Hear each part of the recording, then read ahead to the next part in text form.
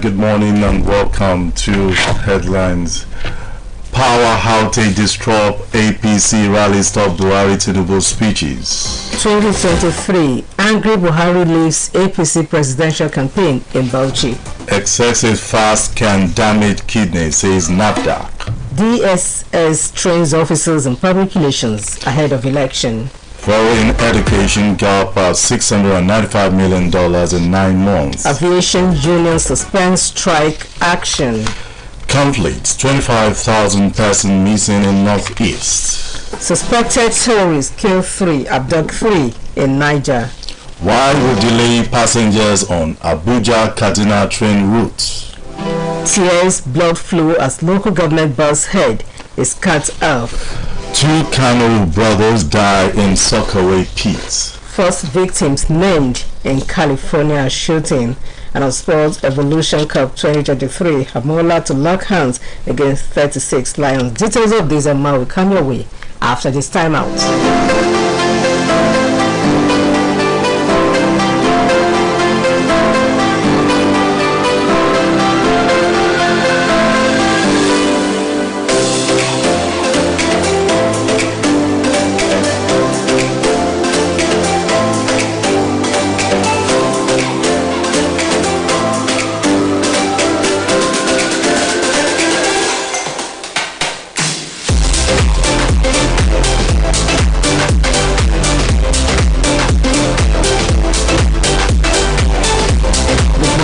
Thanks for joining us on today's edition of Headlines on OSBC Radio 104.5 FM Ushubu, Voice of the West, Nigeria. My name is Alicia Amuda. With me is... And I'm David Ojo. This morning, let me start with this wonderful, well, not really wonderful anyway. Power outage disrupts APC rally, stops Buhari Tinubu's speeches. The presidential campaign rally of the All Progressive Congress in Bauchi State was brought to an abrupt end of power outage. The rally was going on at the Abubakar Tafawa Balewa Stadium, Bauchi, when the power supply ceased and the sound system went off and could not be restored. However, the outage when the chairman of the Progressive Governors Forum, Atiku Bagudu, was making a speech at around 12:20 p.m. shortly after the electricity supply was restored, and Bagudu came back to conclude his remark. But exactly 1:10 p.m. the power supply again went off shortly after the APC national chairman Abdullahi Adamu mounted a podium to begin addressing the party supporters. On the podium with the national chairman, with the APC standard bearer Bola Tinubu, his running mate Kashim Shettima, and his wife Nana, while Buhari was sitting at the VIP section of the stadium, waited for electricity to restore.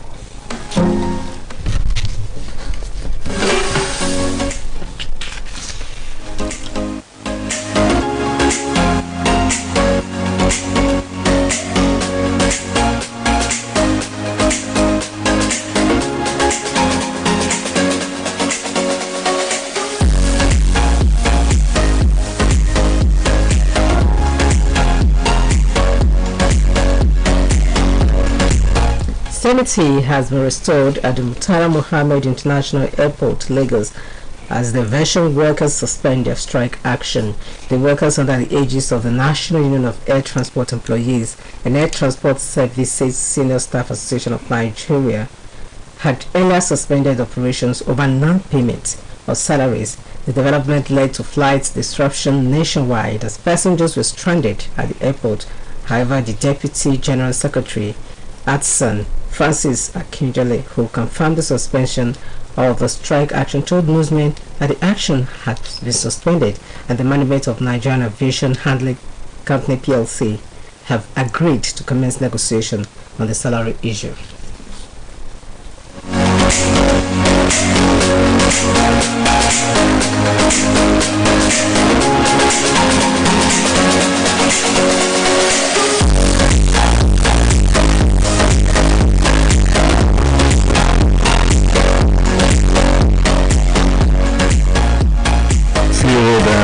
25,000 people are said to be missing, according to stakeholders that met to ensure their families are not forgotten. According to a statement made available, International Community of Red Cross, the victims are as a result of conflict in the Northeast. The statement signed by Liu Dawobe and issued ahead for today's meeting of stakeholders co-hosted by the Federal Ministry of Humanitarian Affairs, Disaster Management and Social Development, as well as National Human Rights Commission.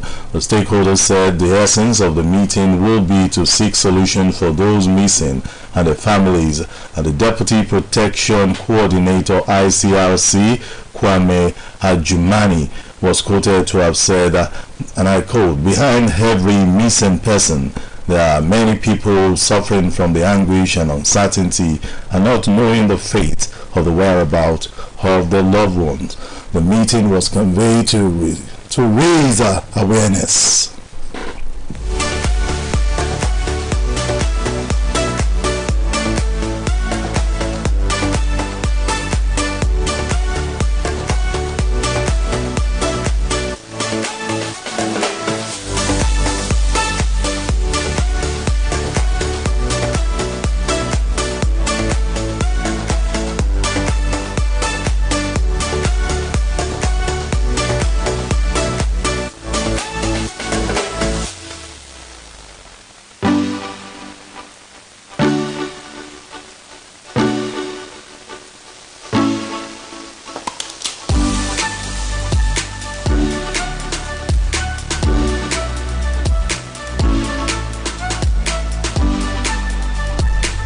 The Department of State Services (DSS) has commenced training for its officers in the area of public relations ahead of the 2023 general election.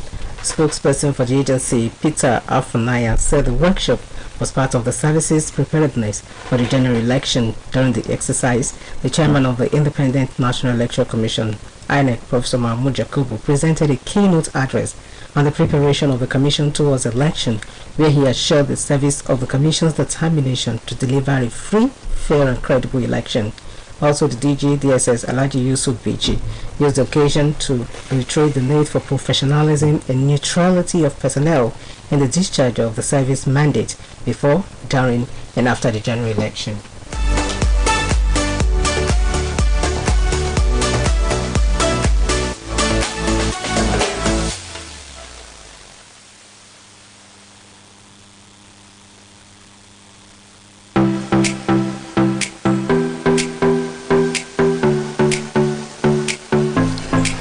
Data from the Central Bank of Nigeria revealed that $695.85 million was released for educational purposes between January and September 2022. The figure, which was released in January 22, 2023, did not include the forex obtained from the black market. The figure was contained on the data obtained from the Apex Bank, calculated based on the information provided and the amount spent on educational services and under the sectorial utilization for transaction valid for foreign exchange. In January 2022, the Apex Bank noted that $60.20730.84 billion was spent on foreign education, while noting that $66.9 million was spent in January 2022. In March 2022, there was a significant increase as the bank stated that the $87.26 million was spent. In April, there was a little reduction as total of $78.62 million was recorded by the Apex Bank. And in June 2022, the Apex Bank released $84.90 million, while $61.99 million was released in July 2022. A slight increase was recorded in August 2022 when $84.01 million was released. The recent data released by the Home Office of the United Kingdom revealed that the number of study visa released to Nigerians increased to 222.8%, with 65,929 issued as of June 2022 as against 20,427 during the same period in 2021. The Minister of Health, Dr. Sadia Hanere, says though the World Health Organization and other World Health bodies had not informed Nigeria of any deadly flu from China, the federal government is on the lookout for any occurrence. This is on Monday in Abuja during a ministerial bi-weekly meeting on the update of COVID-19 response and development in the country's health sector. According to him, when there is an outbreak of any flu or disease anywhere in the world, the WHO will announce it to the world and send an advisory on how it can be handled. But there is no such alert in the case of the strange flu. The minister also said the foreign media outlets were also silent about the flu from China, an indication that the news making the round is a fabrication.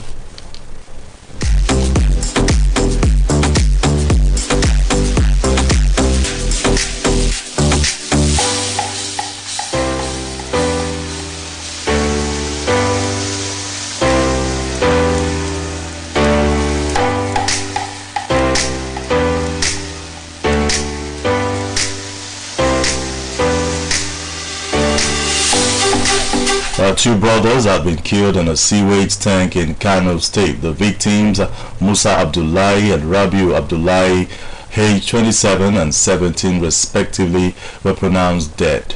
The public relations officer for Kano State Fire Service, Saminu Abdullahi, who confirmed the incident in Kano on Sunday via a press statement, said the service received a distress call from Na Musa Abdullahi Samud that a toilet digger was trapped in a pit toilet while draining it.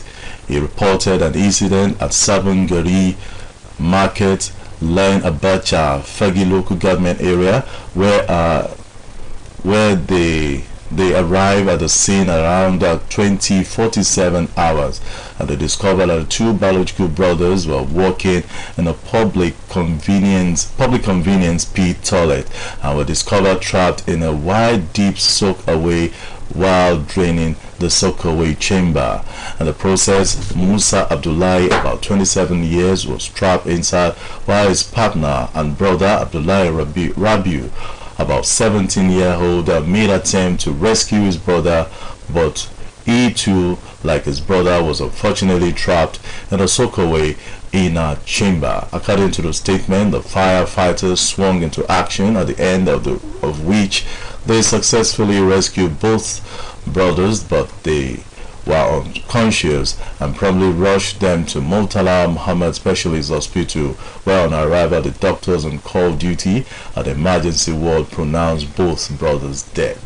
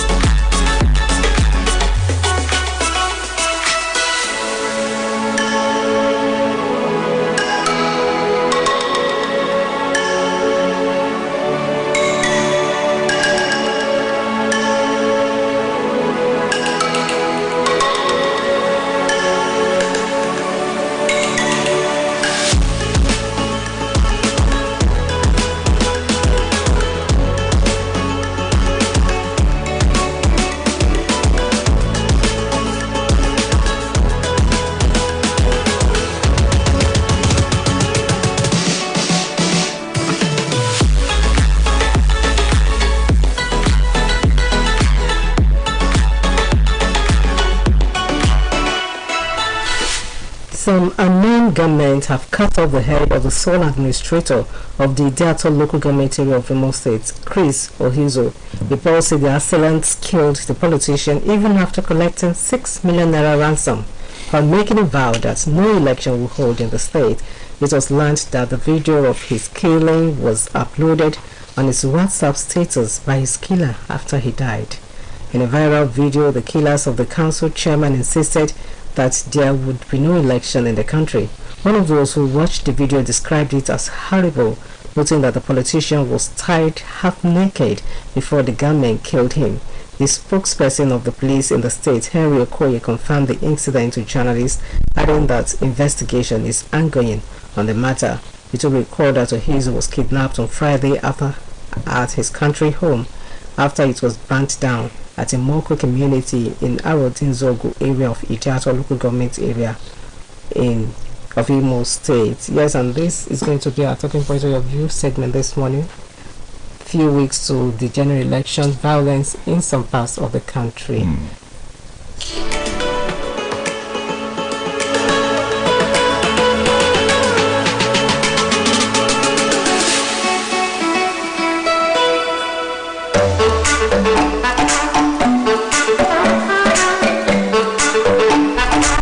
Number to dial is 0818-777-5777. We have a call on the line. Hello, good morning.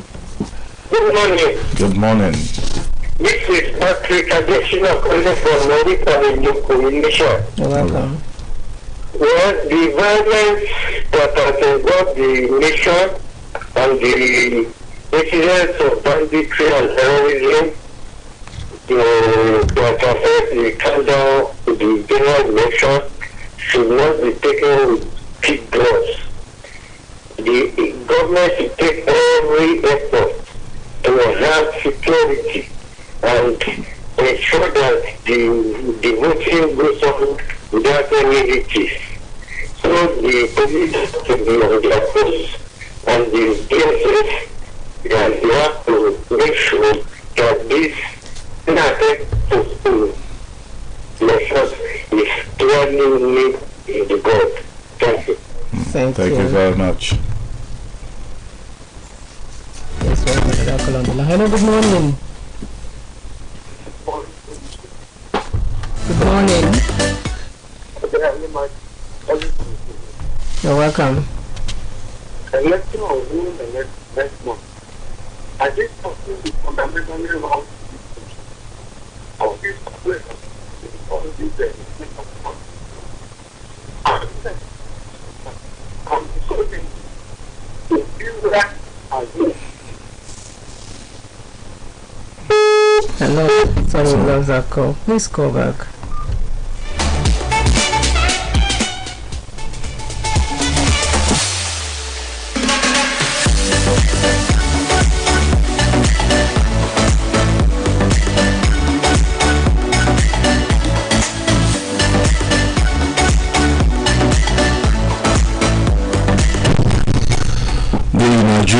Railway Corporation has explained and apologized to passengers for the delay in rendering train services to passengers along the Abuja-Kaduna train route on Monday. The manager, Abuja-Kaduna train service, Mr. Pascal Honorely, in a statement made available to newsmen, said the delay was due to shortage of supply of diesel.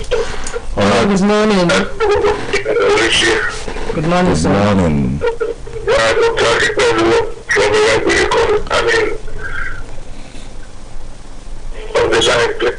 Go ahead, sir. What this happening? The killing of people, cutting off their heads in the east is a process to so many things.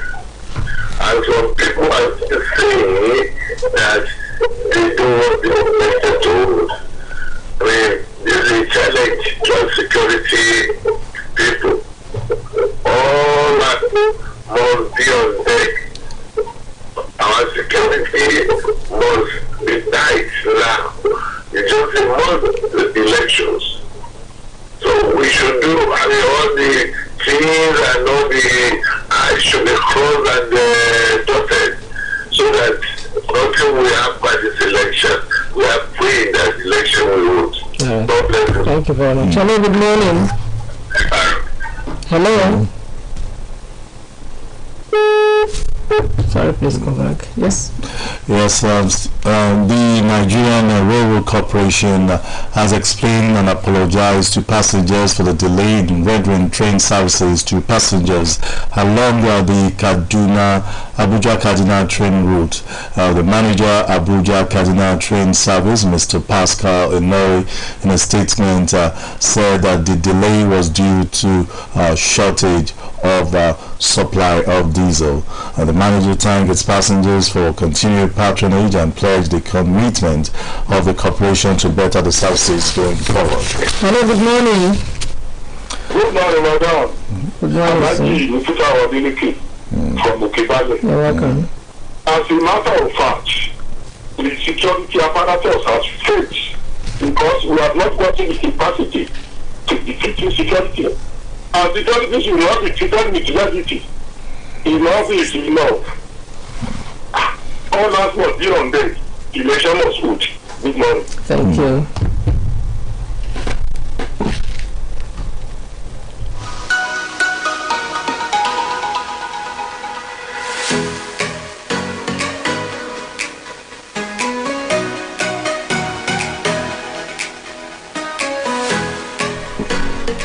Moving now to the arena. Former Arsenal forward Nwankwo Kanu has backed Arsenal to win their first Premier League title in 19 years after the Gunners passed another huge test in their title charge, defeating Manchester United 3-2 at the Emirates on Sunday. The Gunners were held by Newcastle at the start of the month, but won at Tottenham last week before avenging their only defeat of the season against United. And in beating United, Arsenal displayed the qualities of champions. They fought back from conceding an early goal, went on to take the lead, and then scored a late winner from Eddie Nketiah after the visitors had made it 2-2 midway through the second half. Kanu, who was a member of the Arsenal side, that famously went the whole season undefeated, earning the eternal nickname the Invincibles, believes Mikel Arteta's side has shown enough character to land the EPL title. Still on sport, the Naples Public Prosecutor's Office has requested a 6-month extension for the investigation into the transfer of Victor Osimhen from Lille to Napoli. The Nigerian forward joined the Patinelli in September 2020 from the League One outfit on a deal of $72 million plus $10 million in various add-ons.